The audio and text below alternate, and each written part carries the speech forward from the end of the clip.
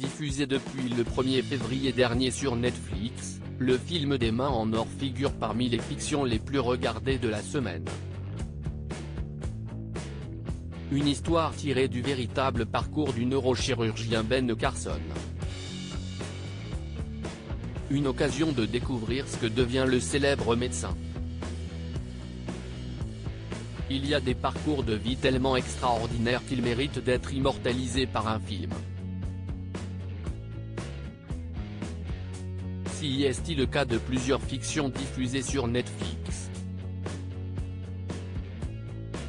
En décembre dernier, les abonnés de la plateforme américaine découvraient, ou redécouvraient, l'histoire de Yousra et Sarah Mardini à travers le film Les Nageuses. Ces deux sœurs syriennes ont fui la guerre pour rejoindre l'Allemagne en bateau.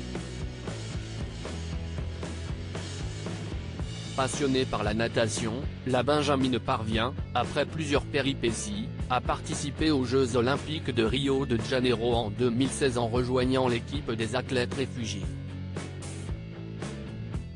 Une histoire qui semble avoir ému les cinéphiles, puisque la fiction a occupé le top 10 des contenus les plus regardés pendant plusieurs semaines.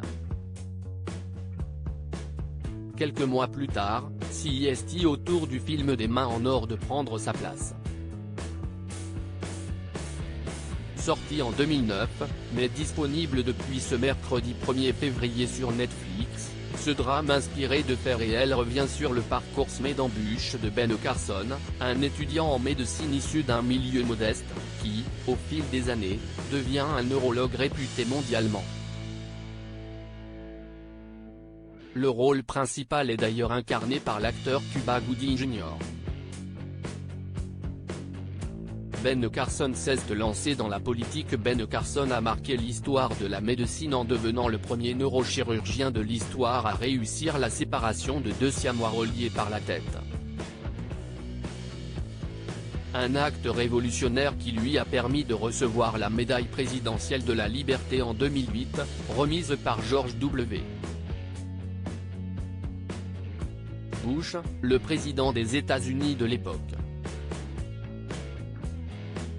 Au fil des années, Ben Carson s'intéresse au monde politique. En 2013, il prononce un discours lors du National Prayer Breakfast dans lequel il condamne le politiquement correct devant Barack Obama. En 2016, il se lance dans la course à la présidentielle en soumettant sa candidature aux primaires républicaines. Une action qu'il finit par abandonner avant de se rallier à Donald Trump. Ce dernier, alors élu président des États-Unis en 2017, a immédiatement nommé Ben Carson en tant que secrétaire au logement et au développement urbain.